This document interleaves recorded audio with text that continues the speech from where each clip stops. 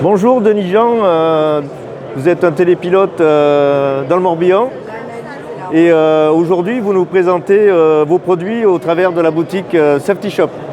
Vous êtes présent sur le salon. Safetydrone.shop. Voilà. Safetydrone-du6.shop. Ouais. Bonjour. Donc en fait, oui, effectivement, je suis exploitant télépilote.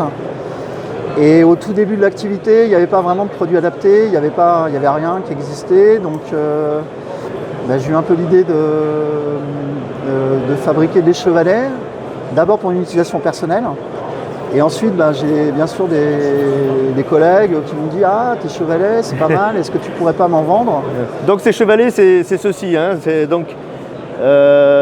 c'est vraiment étudié pour les télépilotes. Pour en fait faire les zones de protection, de décollage. Ouais. Donc il y en a par exemple pour mettre la durée de l'activité, pour que les gens sachent combien de temps ça va rester bloqué. On peut mettre l'arrêté pour les AOT, oui. C'est-à-dire l'autorisation municipale d'occuper l'espace public, voilà. Ou départemental, ça dépend les lieux. Je montre, voilà. D'accord. Et voilà. Puis on a un système qui est vraiment qui est complètement nouveau. C'est vraiment un lancement produit là. Oui. C'est un système donc pour fixer les rubalises. Oui.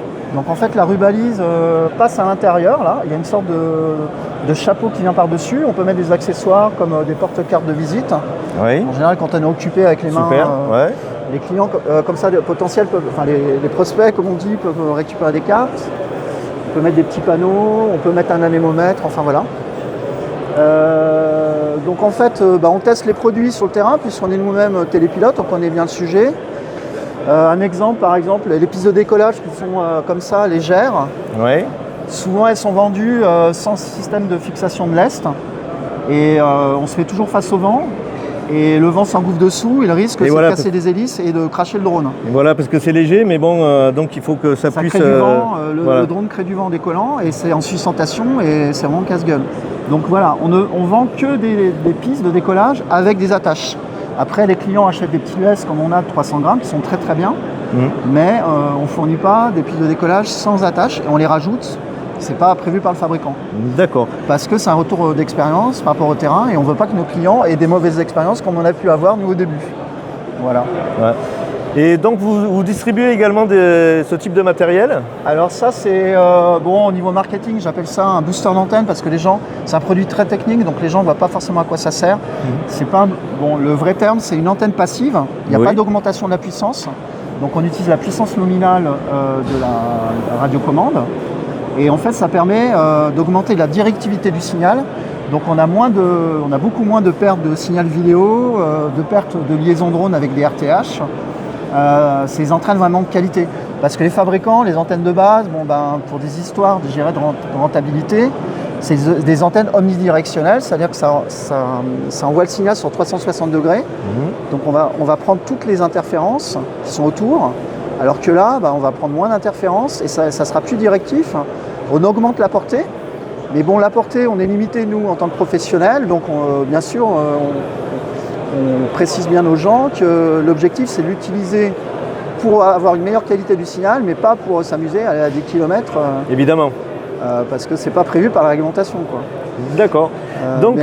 Donc Denis, tu nous rappelles le numéro du stand, donc il est sur l'allée D numéro 10. Tout à fait. Voilà, donc venez le rencontrer, il y a quand même beaucoup de choses intéressantes pour faciliter la vie et l'exercice de l'activité de télépilote. Alors excuse-moi, il y avait aussi ce produit-là. Le dernier point.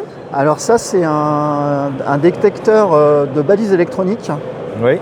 Et donc un système, un mode radar qui permet en fait de créer des cercles concentriques de tailles différentes comme on veut, par exemple à 500 mètres. Et il va se mettre à couiner, c'est-à-dire qu'on n'aura pas besoin de le regarder.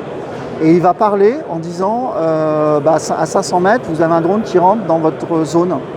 Ah oui, d'accord. Et donc ça permet de faire de la sécurité par rapport au drone, pas par rapport à l'aviation en général. Ça, c'est une idée après. C'est entre drones. Mais là, c'est entre drones, à condition qu'ils soient équipés de balises. Ouais, ça, c'est pour certaines missions, ça peut être très intéressant. On voit tous les drones autour avant de décoller. Et en fait, il parle, donc il n'y a pas besoin de regarder l'écran. On peut regarder l'écran, mais si on est tout seul, on peut continuer avec sa radiocommande à piloter tout en ayant des informations sur les drones aux alentours. Voilà.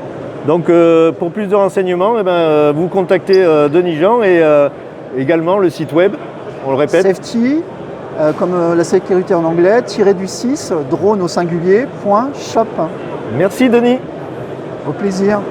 Bon